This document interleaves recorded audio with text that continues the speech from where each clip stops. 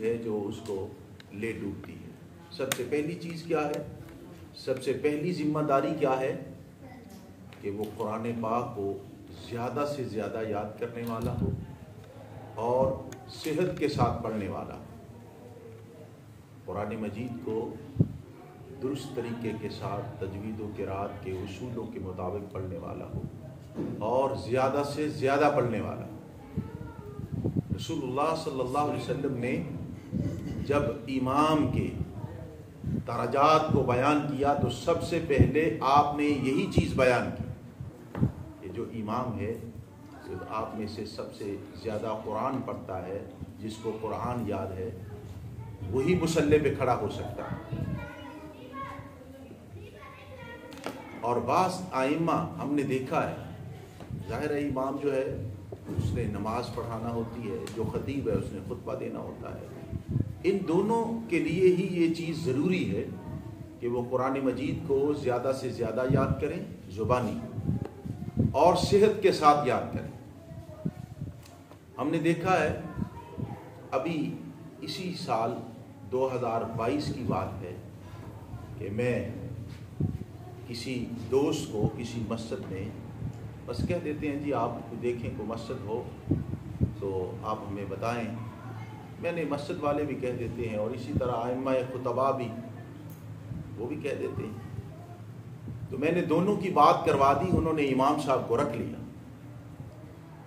اب ابھی 1 مہینہ نہیں گزرا تو پتہ چلا کہ انہوں نے امام صاحب کو جواب دے دیا ہے۔ سبب کیا ہے؟ جی اس کو تو قرآن ہی نہیں آتا۔ یہ سب سے پہلی سستی ہے۔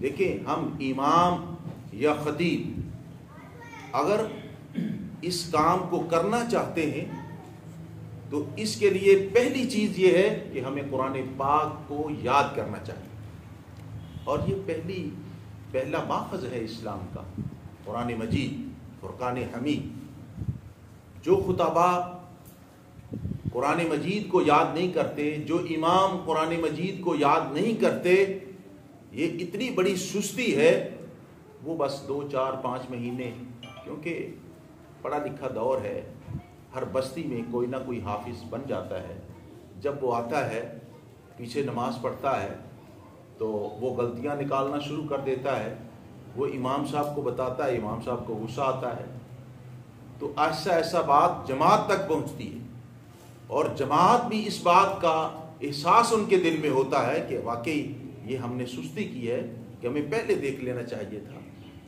کہ اس کو قرآن آتا ہے یا نہیں آتا۔ اور ہم نے ایسے ایسے ائمہ کو، جیسے کہ شیخ بیان کر رہے تھے، یہ تو ایسی چیز ہے کہ مسجد کے امام کو یا خطیب کو قرآن مجید کے ساتھ اس قدر محبت ہونی چاہیے، وہ اس کو یہ بھی سمجھے یہ میرا فرض یہی نہیں ہے کہ میں اس مسجد کے ساتھ اٹیچ ہوں، بلکہ یہ بھی میرا فرض ہے کہ میں اس قرآن پاک سے محبت کروں، کیونکہ یہ اللہ کا کلام ہے اور اس نے ہی مجھے اس دنیا میں اور آخرت میں عزت دینی ہے۔ شیخ ذکر کر رہے تھے بعض علماء کا یا بعض ائمہ کا، تو ان میں سے میں بھی حصہ ڈالنے کے لیے اپنی بات کو کرتا ہوں۔ شیخ عبد المنان نور پوری رحمہ اللہ میرے استاد تھے، میں نے ان کو دیکھا اور ان کے قریب رہ کر وہ اتنا قرآن مجید پڑھتے تھے اور زبانی انہیں یاد تھا، وہ حافظ تھے۔ یہ بھی ایک دلچسپ بات ہے، اللہ اکبر۔ پہلے وقتوں میں امام اور خطیب وہ یہ سمجھا کرتا تھا اور یہ سلیبس میں چیز شامل ہوتی تھی کہ اس کو آخری 10 پارے آتے ہیں کہ نہیں آتے۔ سعودی عرب میں رابطہ عالم اسلامی میں جو معہد اعداد الائمہ والدعات ہے، وہاں پہ جب انٹرویو ہوتا ہے، ٹیسٹ ہوتا ہے، طالب علم کو رکھتے ہیں، وہ سب سے پہلے ان کا سوال یہ ہوتا ہے کہ آپ کو قرآن مجید کتنا یاد ہے، کہ آپ امام ہیں، آپ خطیب ہیں۔ امامت اور خطابت کو تو اس کو 4 چاند لگانے کے لیے ہمارے پاس آئے ہیں، ہم نے آپ کو پالش کرنا ہے، آپ پہلے یہ بتائیں کہ آپ کو قرآن کتنا یاد ہے۔ کہا جاتا جی مجھے 2 پارے یاد ہیں، 3 پارے یاد ہیں، 4 پارے یاد ہیں۔ اعداد الائمہ والدعات کے سلیبس میں یہ چیز شامل ہے کہ آخری 10 پارے ہر امام کو، ہر خطیب کو یاد ہونا ضروری ہے۔ جس کو یاد نہیں ہے وہ امام رہنے کے قابل نہیں ہے۔ وہاں ڈیوٹیاں ہوتی تھیں، جو نماز پڑھاتے تھے طلباء، آج یہ ہفتہ پاکستانیوں کا ہے، یہ ہفتہ بنگلہ دیشیوں کا ہے، جہری نماز اور سری نماز طلباء پڑھاتے تھے، اور پیچھے امام، سامع وہ امام، وہ اساتذہ جنہوں نے صبح کلاسیں پڑھانا ہوتی تھی، وہ صبح پھر کلاس میں جا کے پیریڈ ہوتا کہ آپ نے یہاں اس آیت میں یہ غلطی کی ہے، اس آیت میں یہ غلطی کی ہے، اس آیت میں یہ غلطی کی ہے، وہاں درستگیاں کرتے۔ 10 پارے مکمل کرواتے اپنے سلیبس میں، اور پھر کہتے، مجھے اچھی طرح یاد ہے، ہم پاکستان سے 3 ساتھی تھے، ایک ساتھی جس کو قرآن پاک نہ اس نے وہاں یاد کیا نہ یہاں ہی یاد کر کے گیا، انہوں نے اس کو سند ہی نہیں دی، صرف اس لیے کہ آپ مسجد کے امام یا خطیب بننے اور کہلوانے کے قابل نہیں۔ ہم ان باتوں کو دیکھتے نہیں، سوچتے نہیں، پھر پتہ یہ چلتا ہے کہ جی جواب ہو گیا۔ جی جواب کیوں ہو گیا؟ مسجد کی انتظامیہ نے کیوں جواب دیا؟ جس کو قرآن پاک ہی نہیں آتا۔ حافظ عبد المنان نور پوری رحمہ اللہ، میں ان کی بات کر رہا تھا، وہ حافظ تھے، اور میں یہ بات کرنے لگا تھا، بڑے بڑے علماء، ایک اصطلاح ہے محدث اور ایک اصطلاح ہے الحافظ۔ بڑے بڑے لوگ جیسے حافظ ابن حجر ہیں رحمہ اللہ، حافظ ابن کثیر ہیں رحمہ اللہ۔ ایک تو حافظ ہے، حافظ قرآن، وہ تو تھے ہی، جس مرضی آپ محدث کو اٹھائیں وہ حافظ قرآن ضرور ہوگا۔ آپ دیکھیں مسجد کے ائمہ کو، وہ حافظ قرآن ضرور ہوگا۔ لیکن ہم ہیں، ہم کہتے ہیں ہم مسجد میں امام بھی رہیں اور ہمیں قرآن بھی یاد نہ ہو۔ اسی طرح جس طرح حافظ عبد المنان نور پوری رحمہ اللہ، ان کی بات میں کر رہا ہوں کہ وہ بہت زیادہ قرآن پڑھتے تھے، مسجد میں خود نماز پڑھاتے تھے۔ جب مرید کے میں دورہ تدریب المعلمین میں وہ آیا کرتے تھے تو اس وقت وہ مغرب اور عشاء کی نماز وہی پڑھاتے تھے، قرآن کے حافظ تھے، اور وہ ایسے انداز میں پڑھتے، بڑے محظوظ ہوتے ہم پیچھے۔ اللہ اکبر۔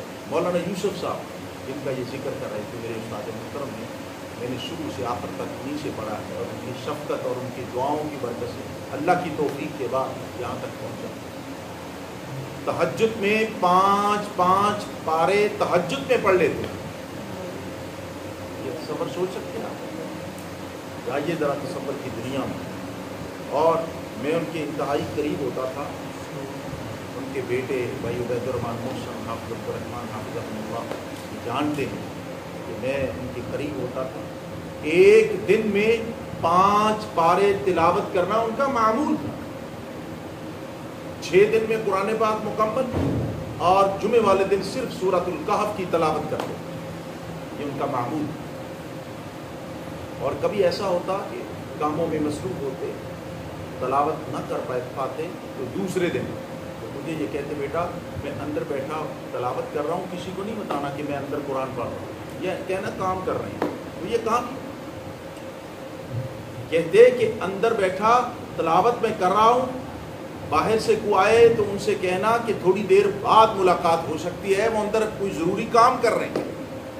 وہ کل کا اور آج کا 10 پارے سبق مکمل کرنے کے بعد پھر کنڈی کھولتے، یہ ان کا معمول۔ سب سے بڑی سستی یہ ہے ائمہ کی اور خطباء کی۔ آپ دیکھیں ایسے ایسے خطیب ہیں کہ پوری تقریر میں، پورے جمعے میں ایک آیت بھی وہ تلاوت نہیں کرتے، جمعہ پڑھا دیتے۔ کیسا جمعہ ہے، کیسا خطبہ ہے؟ رسول اللہ صلی اللہ علیہ وسلم آپ کا ایک بھی واعظ، ایک بھی تقریر، ایک بھی درس کوئی نہیں دکھا سکتا جس میں رسول اللہ صلی اللہ علیہ وسلم نے قرآن کی آیت نہ پڑھی۔ لوگوں نے تو ہنسانہ معمول بنا لیا ہے کہ شاید یہی خطبہ ہے، اور میں نے پچھلے درس میں یہ کہا کہ رسول اللہ صلی اللہ علیہ وسلم ایک تقریر یا ایک درس بھی ایسا نہیں تھا جس میں آپ نے کسی کو ہنسایا. آپ کے تو چہرے کا رنگ ہی بدل جاتا تھا جب آپ خطبہ مسنونہ پڑھا کرتے تھے.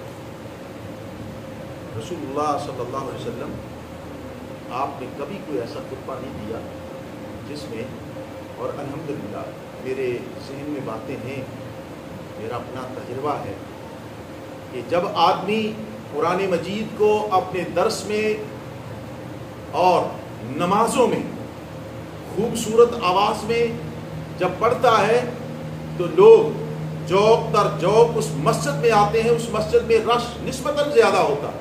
یار وہاں چلتے ہیں، وہاں قاری صاحب قرآن پاک بہت اچھا پڑھتے ہیں، اور اس مسجد میں جمعہ پڑھتے ہیں کہ وہاں قرآن پاک کی تلاوت جو ہے وہ میں نے سنا ہے اور دیکھا ہے کہ وہ اپنے درس میں، اپنے خطبے میں بہت زیادہ قرآن پڑھتے ہیں.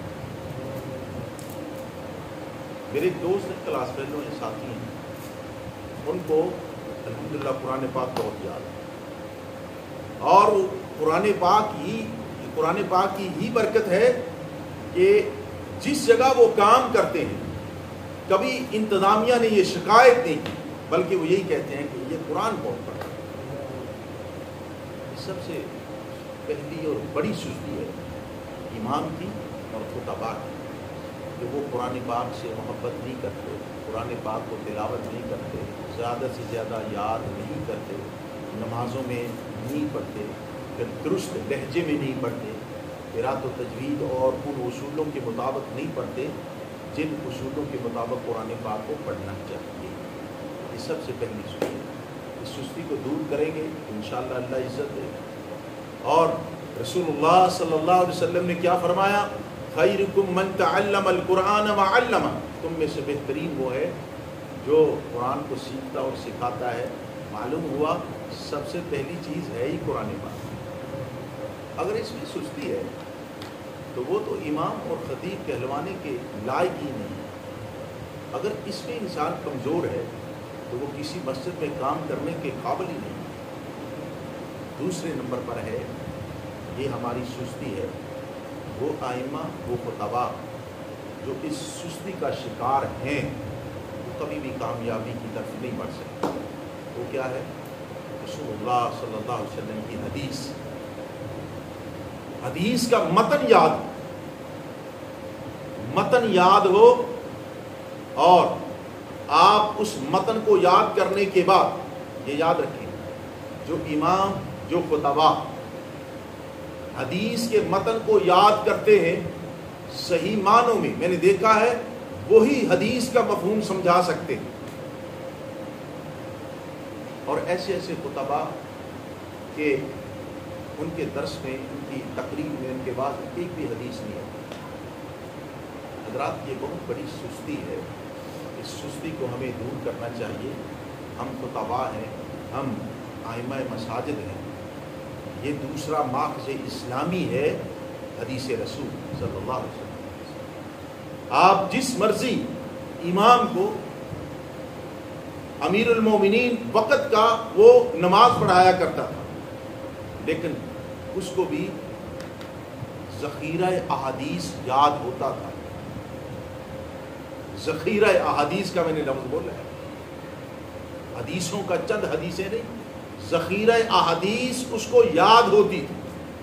رسول اللہ صلی اللہ علیہ وسلم کے فرامین زبانی پڑھا کرتے تھے. امیر معاویہ وہ امیر رہے، امیر سلطنت، کاتبین وحی ویسے ہیں، قرآن پاک کو بھی یاد کرتے تھے اور اس کے ساتھ ساتھ حدیث کو پڑھتے تھے.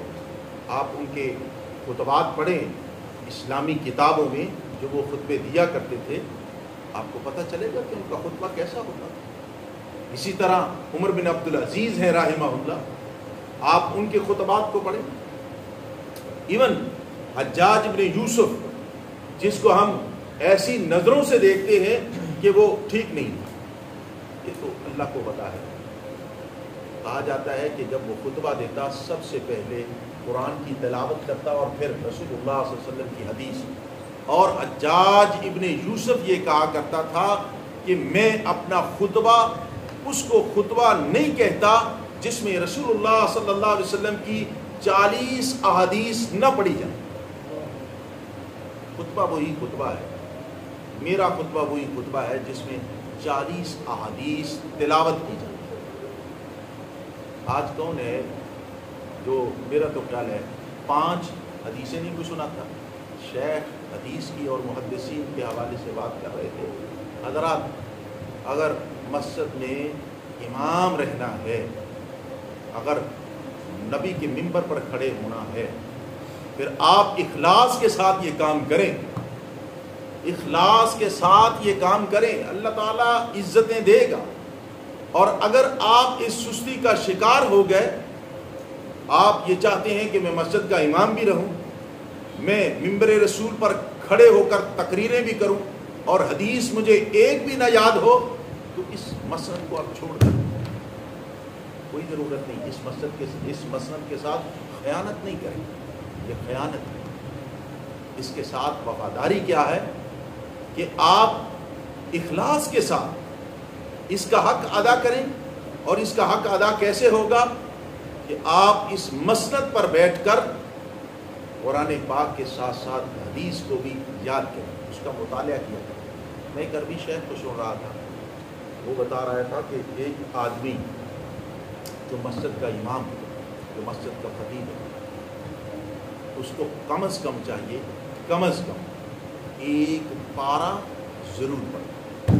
اور انہوں نے کتاب کا نام لیا ریاض الصالحین.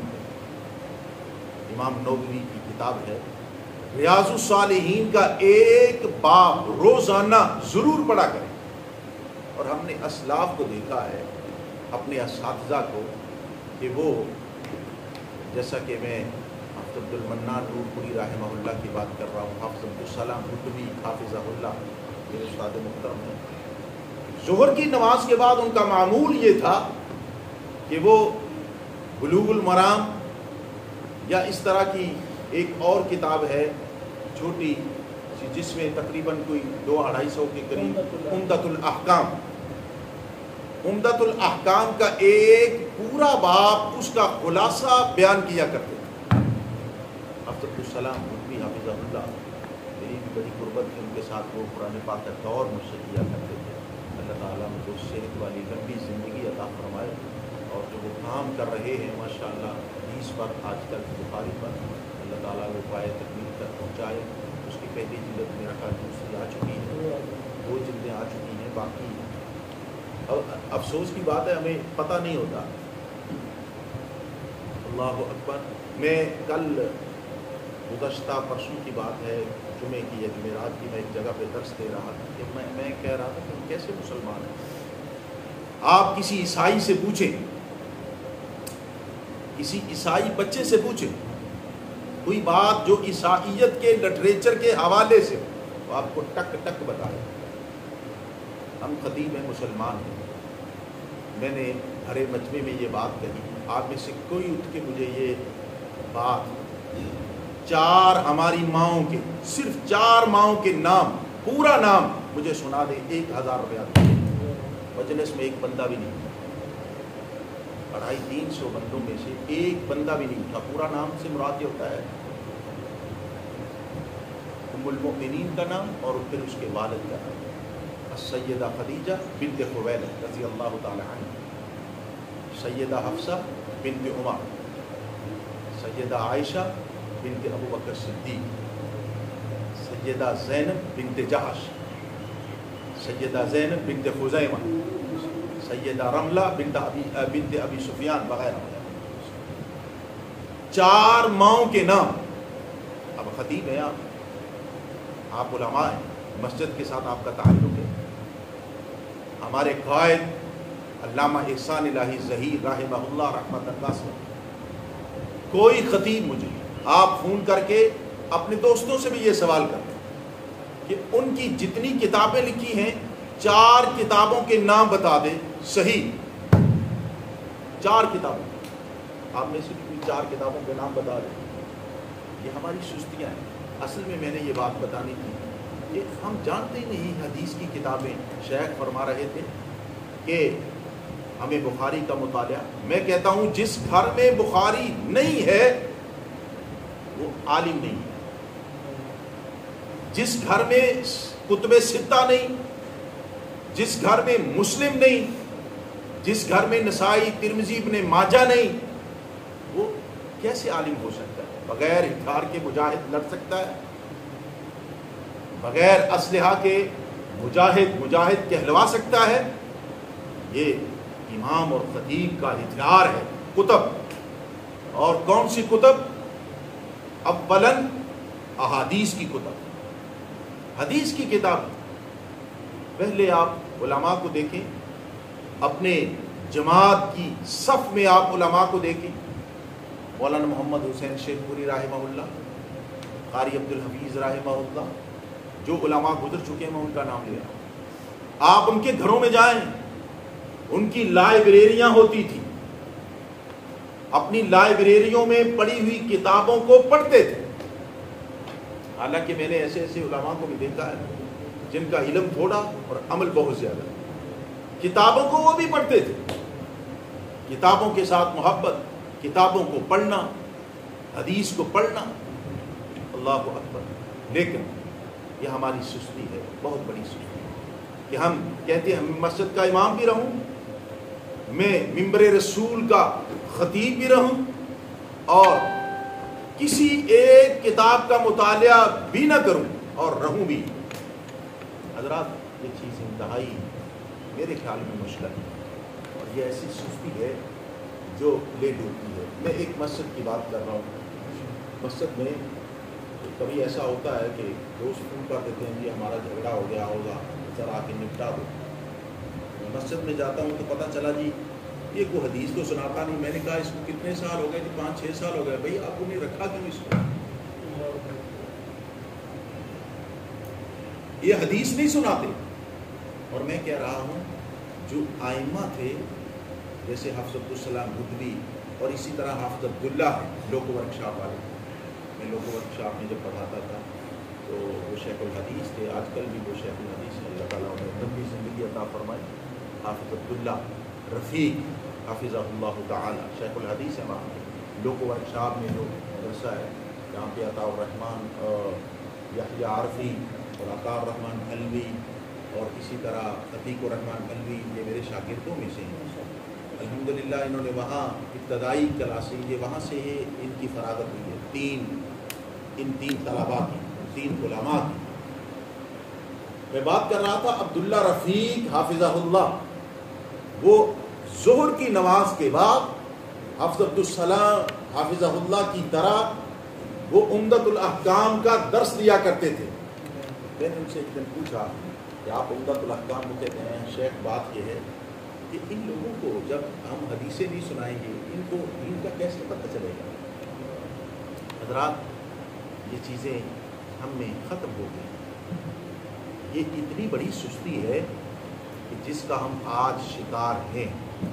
اللہ تعالیٰ نے محدثین کو عزت اس حدیث کی وجہ سے دی ہے۔ اگر آپ بھی یہ چاہتے ہیں ہم مسجدوں میں رہیں، لوگ ہمارا احترام کریں، لوگ ہماری عزت کریں، ہم اس مشن میں کامیاب رہیں، تو پھر یہی ہے کہ آپ حدیث کا مطالعہ ضرور کیا کریں۔ میں نے کہا وہ عربی شیخ کہہ رہے تھے کہ ریاض الصالحین کا ایک باب ضرور پڑھا کریں، آپ کامیاب۔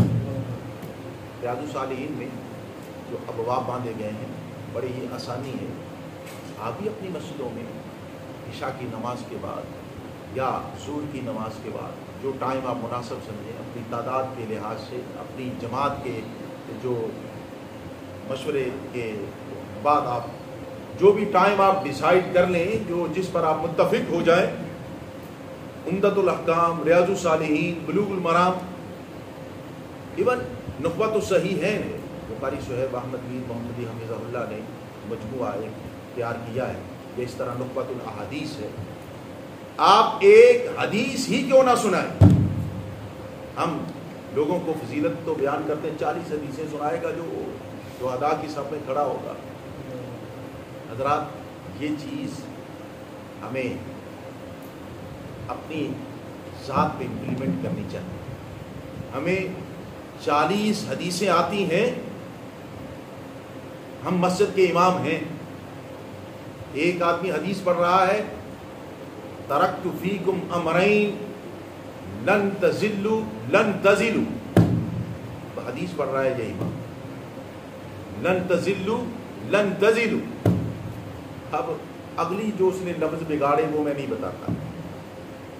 اللہ اکبر. ترکت فیکم امرین لن تزلوا ما تمسکتم بہما کتاب اللہ و سنت رسولہ صلی اللہ علیہ وسلم. حضرات آپ اس مشن کے ساتھ اللہ تعالیٰ ہمیں قائم رکھے. اور میں نے گزشتہ درس میں یہ کہا تھا یہ مشن ایسا ہے ومن احسن قولا ممن دعا الی اللہ وعمل صالحا وقال اننی من المسلمین. یہ ایک ایسا مشن ہے اللہ رب العزت کو اس سے بڑھ کر کوئی چیز پسند ہے ہی نہیں. خیرکم من تعلم القرآن وعلمہ. یہ دوسری سستی ہے. یہ سستی ائمہ کو خطباء کو لے ڈوبتی ہے.